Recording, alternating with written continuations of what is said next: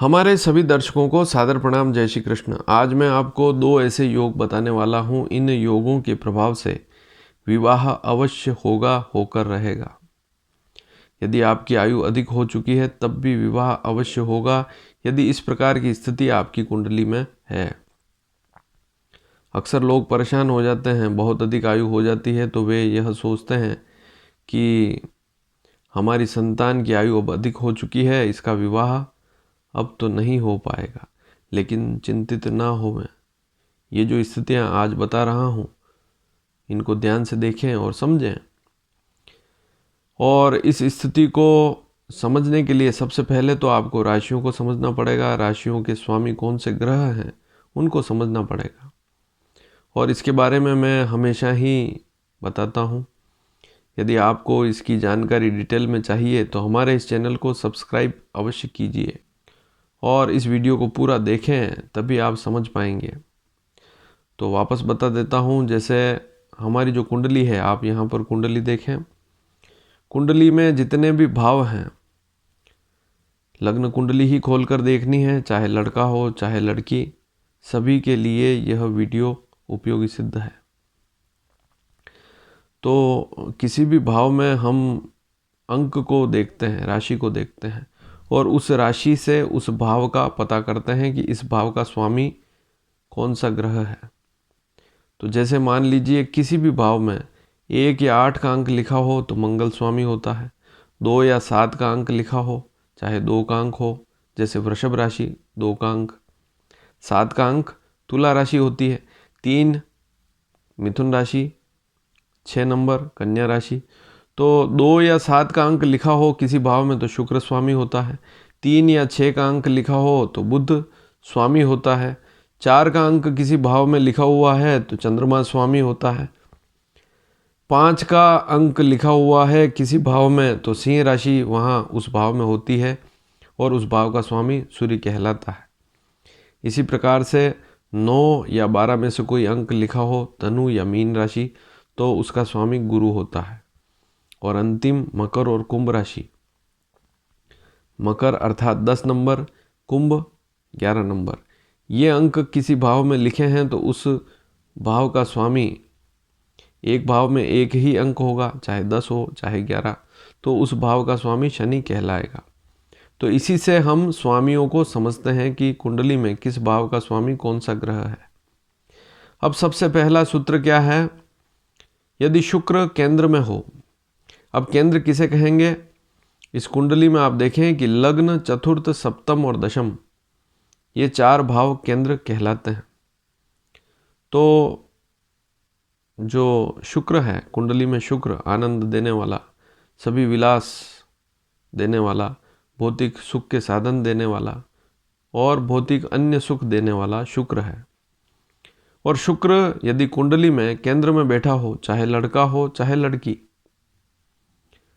दूसरी स्थिति, लग्न का स्वामी सप्तम में बैठा हो।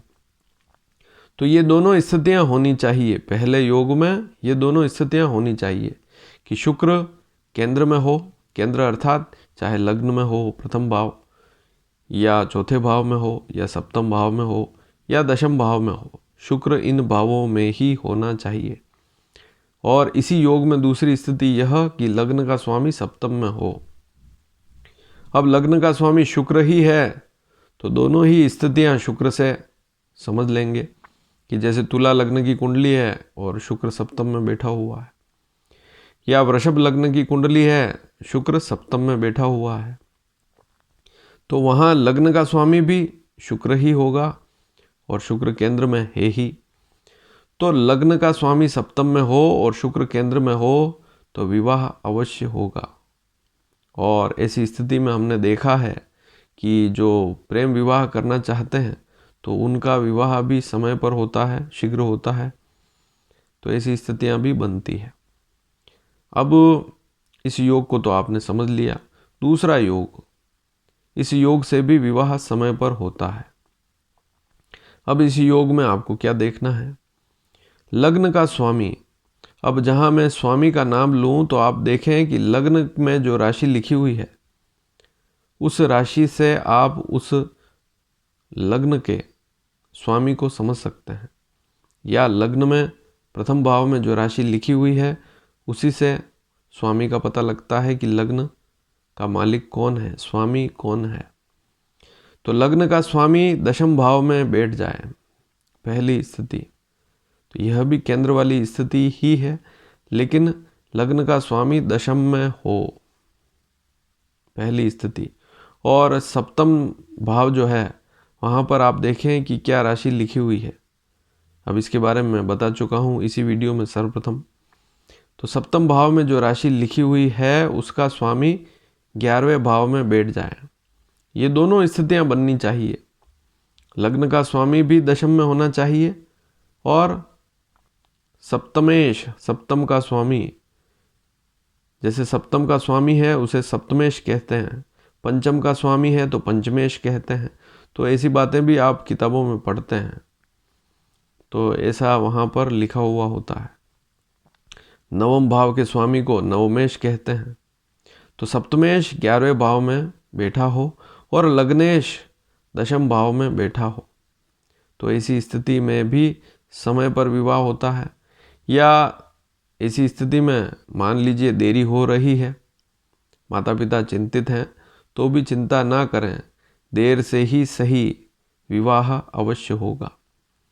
अब इसमें कुछ स्थितियां ऐसी होती है जिसमें हम देखते हैं कि विवाह देरी से हो रहा है, तो सप्तम का स्वामी कहीं पीड़ित है, लग्न का स्वामी भी पीड़ित है, सप्तम भाव में पाप ग्रह है और सप्तम भाव का कारक दूषित है, छठे आठवें 12वें भाव में है, या सप्तम का स्वामी छठे आठवें 12वें भाव में है, तब देरी होती है।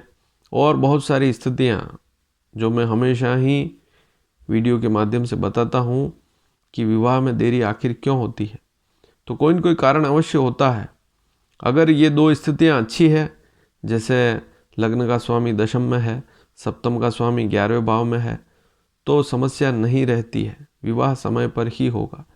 लेकिन जैसे पाप ग्रह सप्तम में है, लग्न में है, द्वितीय भाव में है, चतुर्थ भाव में है, शनि सप्तम में है, बुरी स्थिति में है, तो ये सारी स्थितियां देखनी पड़ती है।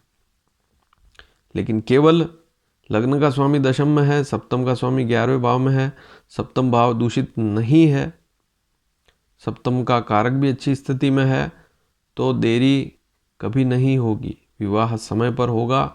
और देरी हो रही है तब भी विवाह अवश्य होगा, इसकी चिंता ना करें। तो आज आपने दो योग ऐसे समझे जिनके प्रभाव से विवाह समय पर भी होता है, और यदि देरी हो गई है तब भी विवाह अवश्य होकर रहेगा। तो यह जानकारी आपको अच्छी लगी हो तो इसे शेयर अवश्य करें। धन्यवाद। जय श्री कृष्ण।